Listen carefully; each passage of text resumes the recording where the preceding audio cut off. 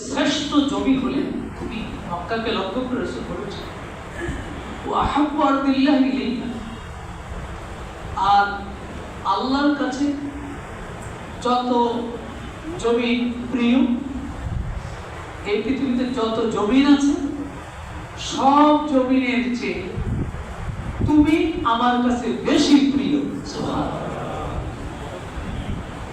আল্লাহি আল্লাহর কসম করে আমি বলছি, রাসূল বলেন লাউলা আন্নী উখরিজতু মিনকে, তোমার থেকে আমাকে যদি এই জনপদ এই জনগণ বের করে না দিত, মা খারাজতু, আমি বের হতাম না, আমি এখানে থাকতাম। এটা আমার মাথা গুজার ঠাই, বেড়ে ওঠার জায়গা, প্রিয় ঠিকানা, এখান থেকে যেতাম না।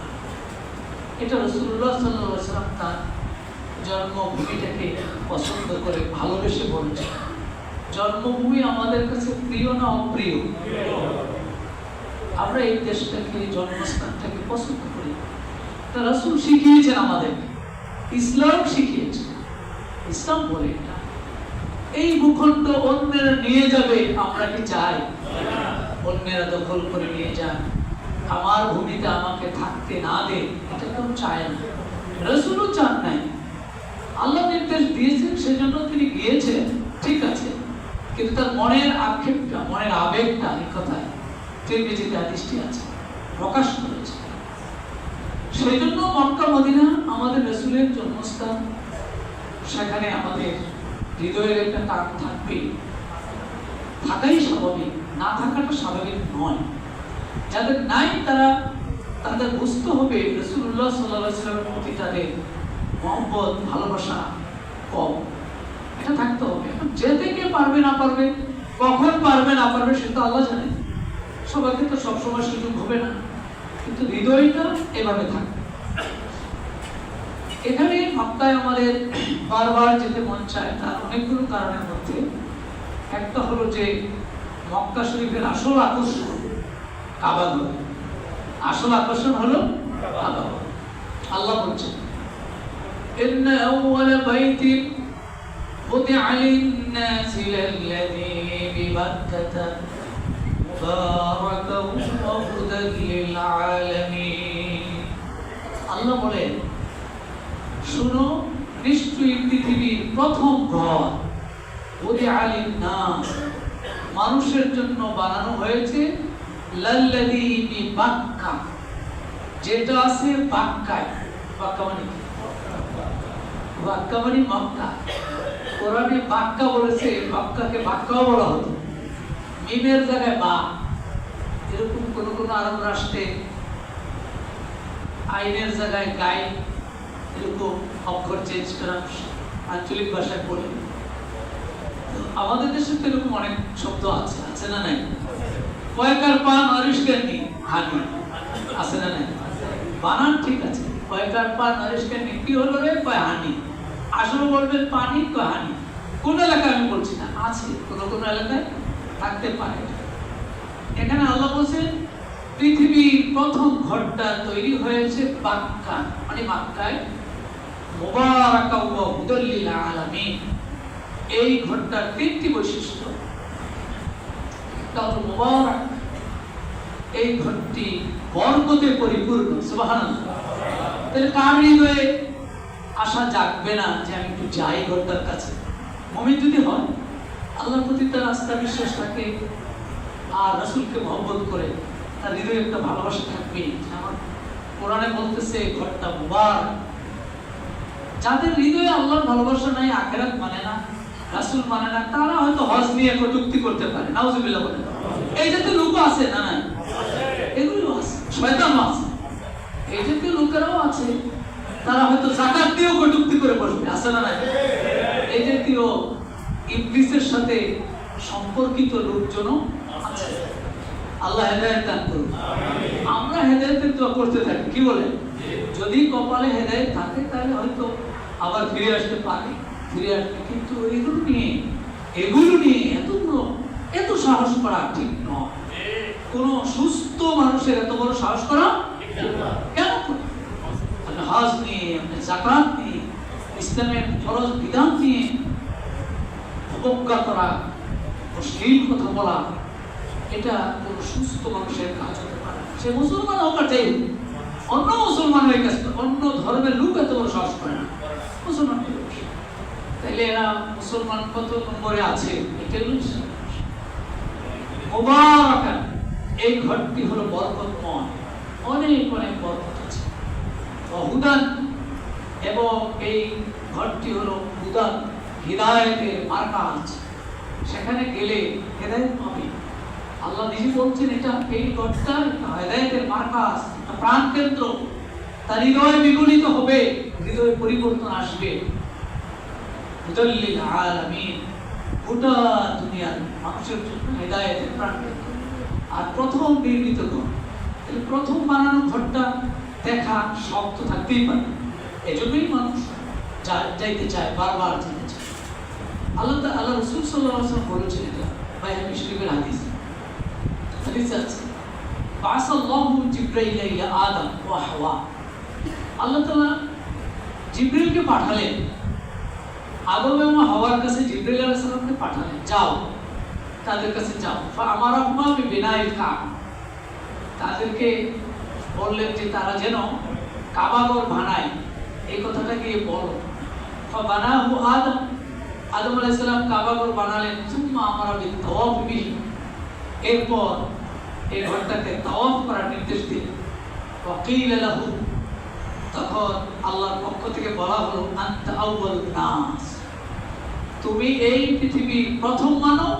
ওয়া হাযা আউয়ালু বাইতিন বুদিয়া লিন-নাস, আর এই ঘরটাও হলো পৃথিবীর প্রথম ঘর। সুবহানাল্লাহ, পৃথিবীর প্রথম ঘর, কিছুই ছিল না। আদম আলাইহিস সালাম যখন আসেন কিছুই নাই, আদম এক জায়গায়, হাওয়া আলাইহিস সালাম আরেক জায়গায়। এরপর আল্লাহ বললেন একটা ঘর বানাও, ফেরেশতার মাধ্যমে জানিয়ে দিলেন সেই ঘরটা হলো প্রথম ঘর। তাই মুমিন হৃদয়ে এই কামনা থাকবেই, পৃথিবীর প্রথম ঘরটা সে দেখতে চায়, দেখতে তার আকাঙ্ক্ষা তার হৃদয়ে থাকবে।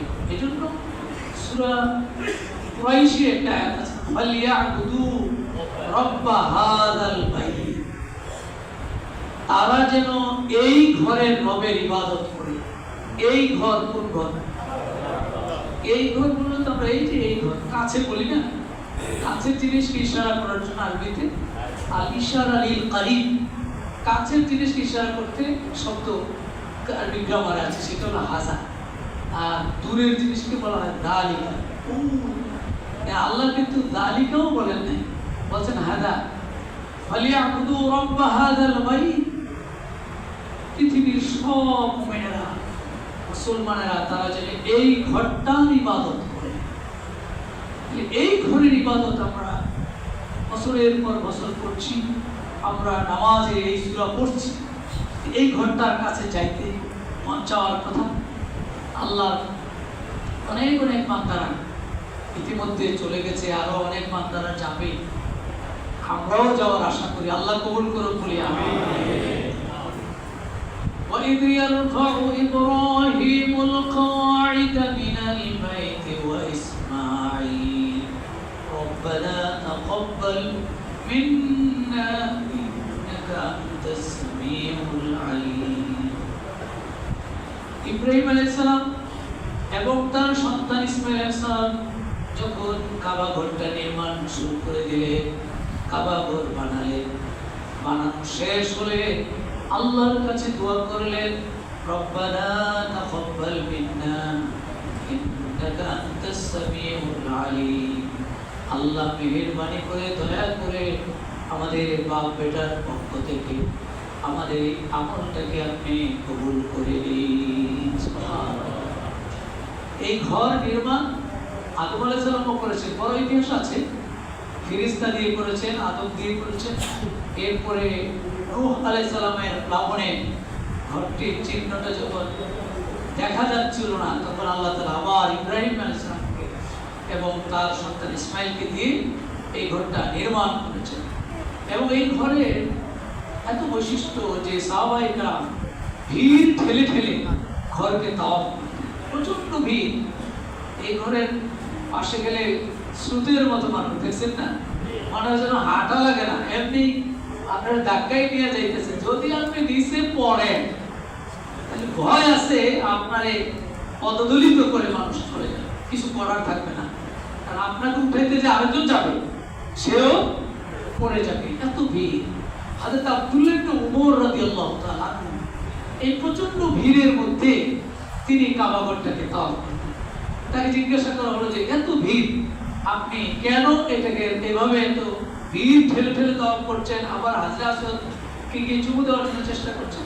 তা আব্দুল্লাহ ইবনে উমর বললেন, শোনো, ফাইন্নী সামি'তু রাসূলুল্লাহ সাল্লাল্লাহু আলাইহি ওয়াসাল্লাম ইয়াকুল, আমি বিশ্ব নবীকে বলতে শুনেছি, ইন্না মাসহাহুমা কাফারাতুন লিল খাতায়া, যে এই যে হাজরে আসওয়াদকে স্পর্শ করা, রুকনে ইয়ামানিকে স্পর্শ করা, এগুলো মানুষের সকল গুনাহের গুনাহ মাফের জন্য কাফারা হয়ে যায়। সুবহানাল্লাহ। এই জন্য আমি একটা কাজ করে একটু যদি শুইতে পারি, একটু যদি হাজরে আসওয়াদকে স্পর্শ করতে পারি, সবার যারা গিয়েছেন একটু আবেগ কাজ করে নেন, করে নেন, করছে হয়তো শক্তি কুলায় নেন। আমি তো ছোট মানুষ, আমিও সাহস করছি, কিন্তু যে বড় বড় লোক, কালো মানুষ, অনেক বড়, তো এরকম যে হাত দিয়ে রাখলে আমার তো পাত্তা নাই। তারপর আমি ওই যে বগলের নিচে ঢুকে গেছিলাম, ঢুকে গিয়ে চেষ্টা করেছি কিন্তু পারি নাই। এই দুঃখ এমন রয়ে গেছে, মানে 2 বার চেষ্টা করেছি, পারি। শেষ পর্যন্ত যে শক্তিশালী লোক লাগে যারা হজ করবে, আসলে আমাদের দেশের হাজিরা তো বুড়ো হয়ে যায়, বয়স হয়ে গেলে, এরপরে বুড়া 80 বছর বয়স বুড়া, তারপরে হজে যাওয়া যায়। অনেক দেশ আছে দেখলাম যে তারা জোয়ার মানুষ হজে আসে, শক্তি থাকে, আনন্দের সাথে এই কাজগুলি করতে পারে, তাওয়াফ, সাই, তারপরে পাহাড় উঠা, এগুলি করতে পারে। এই জন্য যারা শক্তি সামর্থ্য আছে একটু আগেভাগেই যান, আগেভাগে গেলেই এই আনন্দের সাথে কাজগুলি করা যায়। হযরত আব্দুল্লাহ ইবনে উমরের শক্তি ছিল মাশাআল্লাহ ভালো। তিনি বললেন যে এই ভিড় ঠেলে ঠেলে আমি যাচ্ছি কেন, কারণ রাসূলুল্লাহ বলছেন যে এই পাথরকে স্পর্শ করলে গুনার কাফারা হয়ে যায়। সামি'তুহু ইয়াকুল, আমি বিশ্ব নবীকে এটাও বলতে শুনেছি, মান তাওয়াফা বিহাযাল বাইত, যে এই ঘরটাকে তাওয়াফ করবে, উসবুআন 7 বার যে তাওয়াফ করবে, ফাআহসাহু গুনে গুনে, কানা কাইতকি রাকাবাতিন, একটা গোলাম আজাদ করার সমান সওয়াব আল্লাহ দিয়ে দেন। সুবহানাল্লাহ, এত ফজিলত। সামি'তুহু ইয়াকুল, আমি রাসূলকে এটাও বলতে শুনেছি, লা ইয়াদাউ কাদামান ওয়া লা ইয়ারফাউ উখরা, বান্দা যখন তাওয়াফ করতে থাকে আল্লাহর ঘরটাকে, পৃথিবীর প্রথম ঘর আল্লাহ নির্মাণ করেছেন, ফেরেশতা দিয়ে নির্মাণ করেছেন, আদম আলাইহিস সালাম নির্মাণ করেছেন, আমাদের জাতির পিতা ইব্রাহিম আলাইহিস সালাম সন্তানকে নিয়ে এই ঘরটা নির্মাণ করেছেন। যখন এই অনুভূতি দিয়ে সে তাওয়াফ করতে থাকে, ইল্লা হাত্তাল্লাহু আনহু বিহা খাতিআতান, আল্লাহ তাআলা তার প্রতিটা কদমে একটা করে গুনাহ মাফ করে দেন। সুবহানাল্লাহ। ওয়া কাতাবা লাহু বিহা হাসানা, এবং আরেকটি কদম যখন রাখে তখন আল্লাহ তার একটা করে নেক সওয়াব বরাদ্দ দিতে দেন। সুবহানাল্লাহ। এর একজন মুমিন হৃদয়ে সব সময় লালন করবে যে সে কাবা শরীফে যাবে, আর এর সাথে কাবার সাথে রিলেটেড জড়িত কোনটার মধ্যে হাজরে আসওয়াদ, যেটা বলছি হাজরে আসওয়াদ, এই পাথরটা কিন্তু জান্নাতি পাথর। এই পাথর কোথা থেকে আসছে? জান্নাত থেকে আসছে। রাসূলুল্লাহ সাল্লাল্লাহু আলাইহি ওয়াসাল্লাম বলেছেন, তিরমিজিতে হাদিসটা আছে, قال رسول الله صلى الله عليه وسلم نزل الحجر الاسود من الجنه, হাজরে আসওয়াদটি জান্নাত থেকে অবতীর্ণ হয়েছে। সুবহানাল্লাহ। আবু আশাদ্দু বায়াদান মিনাল লাবান, এই পাথরটি দুধের চেয়েও বেশি সাদা ছিল। সুবহানাল্লাহ। ফাসাওয়াদাতু খাতায়া বনি আদম, আদম সন্তানের গুনাহগুলো এটাকে কালো বানিয়ে দিয়েছে। তাইলে এই পাথরটা জান্নাত থেকে আসা একটা পাথর, আবেগ কাজ করার কথা যে একটু চুমু দিই, একটু কাছে যাই, একটু স্পর্শ করি, এটা মুমিনের হৃদয়ে থাকতেই হবে, থাকবেই। মুমিন এটা চাইবে সব সময়, কারণ এই পাথরটা জান্নাত থেকে আসা পাথর। জান্নাতে তো আমরা এখনো যাইনি, আমরা আশা করছি যাব, কিন্তু সেই জান্নাতে একটা পাথর কমপক্ষে এক নজর দেখতে পারলেও তো হৃদয়টা প্রশমিত হবে। আল্লাহর কাছে আমরা এটা তৌফিক চাই, আল্লাহ সকল মুমিনকে একবার হলে যাওয়ার তৌফিক দাও আল্লাহ। সকল মুমিনকে আল্লাহ তুমি একবার হলে যাওয়ার তৌফিক দাও। আব্দুল্লাহ ইবনে আমরের একটি হাদিস আছে, রাসূলুল্লাহ সাল্লাল্লাহু আলাইহি ওয়াসাল্লাম বলেছেন, ইন্নার রুকনা ওয়াল মাকামা ইয়াকুতান মিন ইয়াকুতিল জান্নাহ। রাসূল বলেন মাকাম ইব্রাহিম আর রুকনে ইয়ামান, হাজরে আসওয়াদ, তো এটা হলো জান্নাতের ইয়াকুত পাথরের দুটি পাথর। সুবহানাল্লাহ। তামাসাল্লাহু নূরাহুমা, আল্লাহ তাআলা এই পাথরগুলোর নূরকে তিনি আলোটাকে নিভিয়ে দিয়েছেন, নিষ্প্রভ করে দিয়েছেন। ওয়ালাউ লাম ইয়াতমাস নূরাহুমা, যদি আল্লাহ নিজে এই পাথরগুলোর আলো নিভাইয়া না দিতে, লা আবাআ তামান বাইনাল মাশরিক ওয়াল মাগরিব, এই দুই পাথরের আলো মাশরিক থেকে মাগরিব পর্যন্ত আলোকিত হয়ে যায়। এত মর্যাদাপূর্ণ এই দুটি পাথর মক্কা শরীফে আছে। হযরত আব্দুল্লাহ ইবনে আব্বাসের আরেকটি হাদিস আছে, রাসূলুল্লাহ সাল্লাল্লাহু আলাইহি ওয়াসাল্লাম বলেছেন, ফিল হাজার ওয়াল্লাহি, এই যে হাজরে আসওয়াদ যেটা আছে সেটাকে আল্লাহর কসম করে আমি বলছি, লা ইয়াবআসান্নাহুল্লাহু ইয়াওমাল কিয়ামা, কিয়ামতের দিন আল্লাহ তাআলা এই পাথরটাকে উঠাবেন, উঠে লাহু আইনান, এই পাথরের দুটি চোখ থাকবে। সুবহানাল্লাহ। এই পাথরটার দুটো চোখ থাকবে, রাসূলুল্লাহ বলতেছেন, ইউবসিরু বিহিমা, এই চোখ দিয়ে পাথর দেখতে পাবে। আল্লাহ তাআলা পারেন না? পারেন না? পারেন। পাথরকে দেখার শক্তি দিতে পারেন। ছোট্ট মেমোরি কার্ড, চিনেন? মেমোরি কার্ডের নাম শুনেন নাই? অনেক বড় না ছোট? ছোট মেমোরি কার্ড।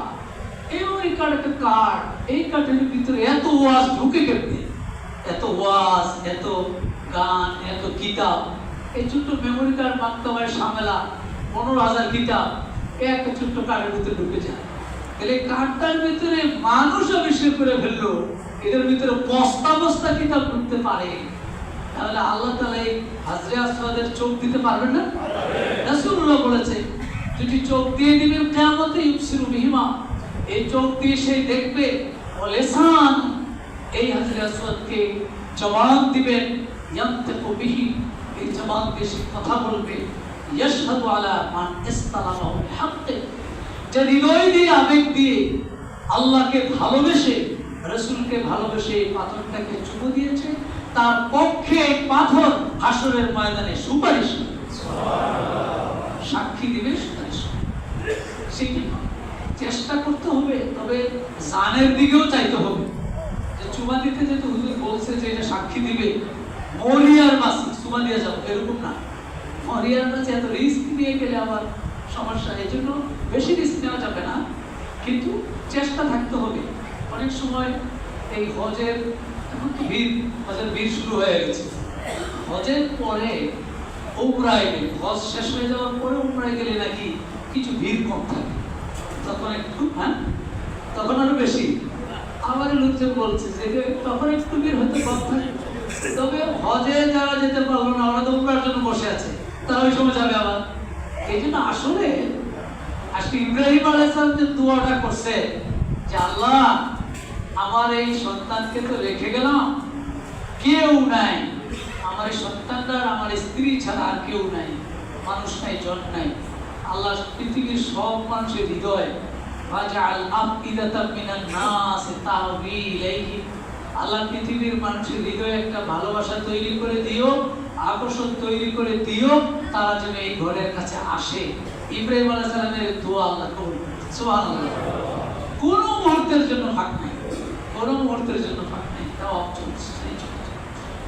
এরপরও চেষ্টা করতে হবে যতটুকু সম্ভব এই হাজরে আসওয়াদকে চুমু দেওয়া এবং তাওয়াফটা বেশি বেশি করা। অনেকে আছে হজে যায় কিন্তু তাওয়াফ করে না, আর এখন আবার তাওয়াফের পুরুষদের জন্য তো সমস্যা, প্রথম আবার কাছে যাওয়া যায় না, কাছে যাওয়া না গেলেও দূর দিয়ে করতে হবে, দূর দিয়ে করতে হবে। অনেকে আবার এহরাম বাঁধলে যাওয়া যায়, এহরামের কাপড় থাকলে ওরা ঢুকতে দেয় ৭৯ নম্বর গেট, তো ৭৯ নম্বর গেট তো এহরামের কাপড় লাগবে, তো অনেকে এহরামের কাপড় আমরা সারা নেই, এহরামের কাপড় পরে কোনো রকম কাবার কাছে যায়, এটাও হতে পারে। এখন এই কাবার কাছে গিয়ে যত বেশি তাওয়াফ করা যায়, নামাজে গেলেন একটু তাওয়াফ করেন, গেলেন একটু তাওয়াফ করেন, এরপর নামাজ পড়েন, যত তাওয়াফ প্রতি কদমে কদমে সওয়াব রাসূলুল্লাহ বলেছেন, এবং গুনাহগুলি এক এক কদমে এক এক গুনাহ, এক এক কদমে এক এক সওয়াব।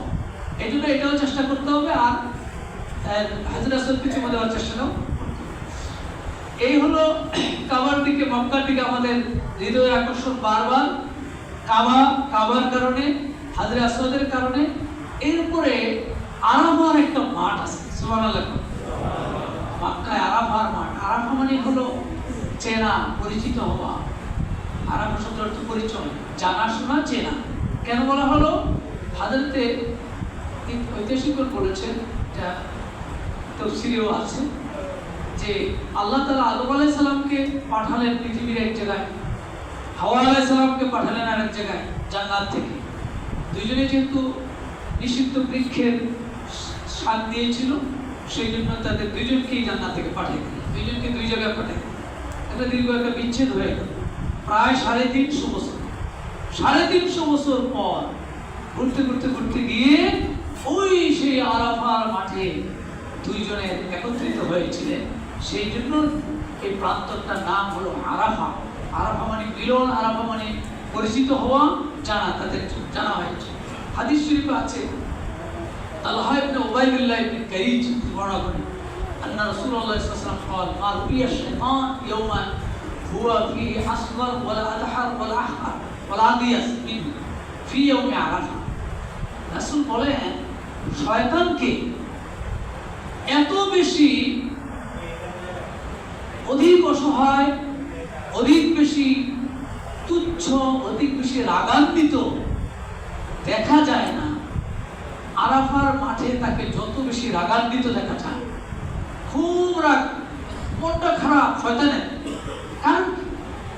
আল্লাহ রাসূলকে জিজ্ঞেস করলেন কারণ কি? তো রাসূল বললেন, শোনো, শয়তান তো দেখে সব ঘটনা কি ঘটতেছে আরাফার মাঠে। তানাজ্জুলির রাহমা ওয়া তাজাউযিল্লাহ আনিল যুনুবিল ইযাম। আল্লাহ তাআলার পক্ষ থেকে বেশি বেশি রহমত নাযিল হয়, সুবহানাল্লাহ। আল্লাহর পক্ষ থেকে বেশি বেশি বড় বড় গুনাহগুলি আল্লাহ তাআলা বান্দাকে মাফ করে দেন। আর শয়তান দেখে, এই স্ক্রিনে দেখে যে কত মানুষকে আল্লাহ মাফ করে দিলেন, কত মানুষকে আল্লাহ তাআলা মর্যাদা বাড়িয়ে দিলেন, আর রহমত নাযিল হলো। শয়তান এগুলি খুব দেখে, এই জন্য তার মনটা খুব খারাপ। রাসূল বলেন, ওই দিন শয়তান মন খুব খারাপ করে, আর মুমিন হৃদয়ে আল্লাহর প্রতি তার আবেগ এবং প্রেম ভালোবাসা বেড়ে যায়। সুবহানাল্লাহ। এই সেই আরাফার মাঠ। রাসূলুল্লাহ সাল্লাল্লাহু আলাইহি ওয়াসাল্লাম বলেন, মা মিন ইয়াউমিন আকসারা ইউতাকাল্লাহু ফিহি আবিদান মিনান নার। আরাফার দিন আল্লাহ তাআলা তার যত বান্দাকে জাহান্নামের আগুন থেকে মুক্ত করেন, অন্য কোনো দিন এত বেশি মুক্ত করেন না। সুবহানাল্লাহ। সুম্মা ইউবাহি বিহিমুল মালায়েকা ফায়াকুল মা আরাদা।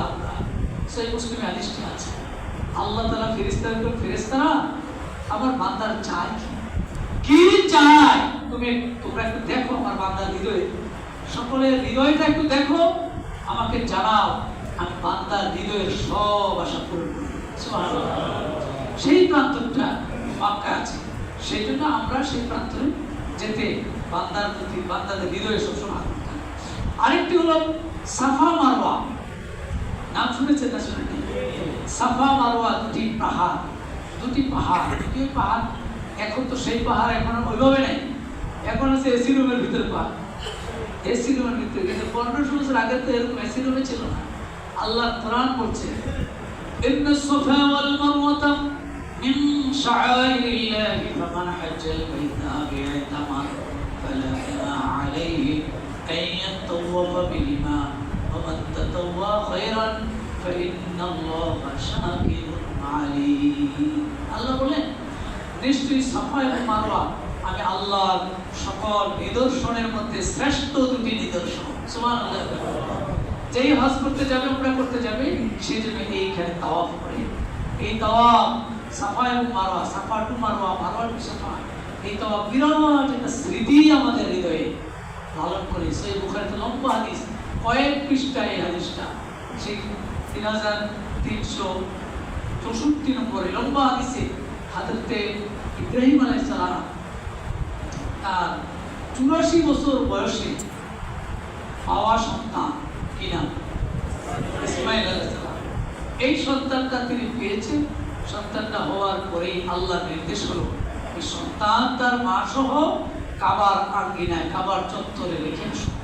হযরত ইব্রাহিম আলাইহিস সালাম এই আল্লাহর নির্দেশ পালনের জন্য তাদেরকে রেখে যাচ্ছেন, কেউ নাই, চাইতে যেতে চলে যাচ্ছেন, রেখে চলে যাচ্ছেন। মা হাজেরা ইব্রাহিম আলাইহিস সালামকে বললেন, আমাদেরকে রেখে যান কোথায়? এটা কেন যাচ্ছেন? আমাদের কেউ তো নাই, সাহায্যকারী কেউ নাই, কেউ কিছু নাই, শুধু দিয়ে গেছে একটা বস্ত্র পানি আর একটা থলির মধ্যে কয়টা খেজুর, এগুলো দিয়ে চলে যাচ্ছে, পানি আর খেজুর দিয়ে চলে যাচ্ছে। এরপরে বললেন যে এটা তো আমাকে আল্লাহ নির্দেশ দিয়েছে তোমাদেরকে এখানে রেখে যাওয়ার জন্য। তখন হাজেরা আলাইহিস সালাম তিনি সাহস করে, আল্লাহর প্রতি আস্থা ছিল, বলে আল্লাহ যদি বলে থাকে, আল্লাহ নির্দেশ যদি আপনি রেখে দিয়ে থাকেন, তাহলে আমার বিশ্বাস আল্লাহ আমাদের কোনো ক্ষতি করবে না। এই আস্থা নিয়ে তিনি যখন বললেন চলে যাচ্ছে, আর হাজার রয়ে গেলেন। ইব্রাহিম আলাইহিস সালাম যেতে যেতে অনেক দূর যাওয়ার পরে আর সন্তান এবং স্ত্রীকে আর দেখতেছেন না।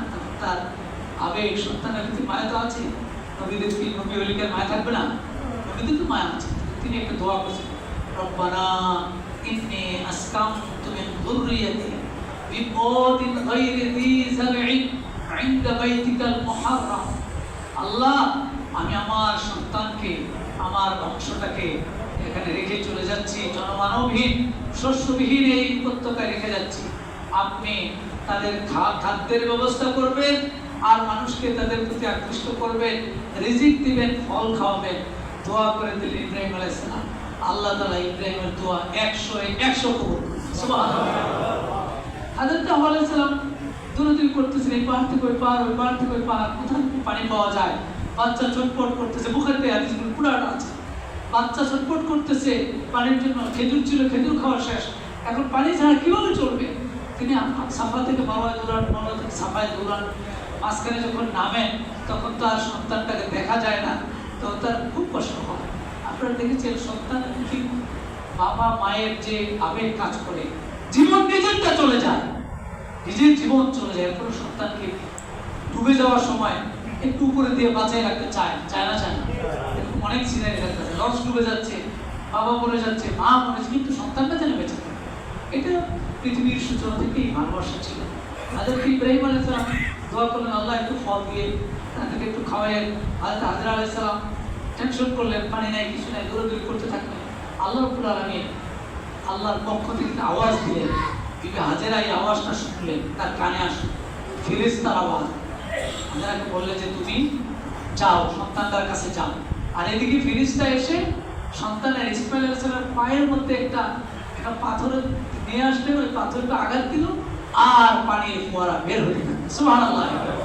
রাসূলুল্লাহ সাল্লাল্লাহু আলাইহি ওয়াসাল্লাম এটা দেখে হযরতে হাওয়া আলাইহিস সালাম, বিবি হাজেরা আলাইহিস সালাম এই অবস্থা দেখে আল্লাহর কাছে দোয়া করলেন, আর বাদ দিলেন, পানি এত বেশি হচ্ছে, তিনি বাদ দিয়ে দিলেন, যে পানি তো চলে যাচ্ছে, সব আটকে রাখার জন্য বাদ দিলেন। রাসূলুল্লাহ বলেন, ইয়ারহামুল্লাহু উম্মা ইসমাঈল, আল্লাহ ইসমাঈলের মাকে দয়া করুক, রহম করুক।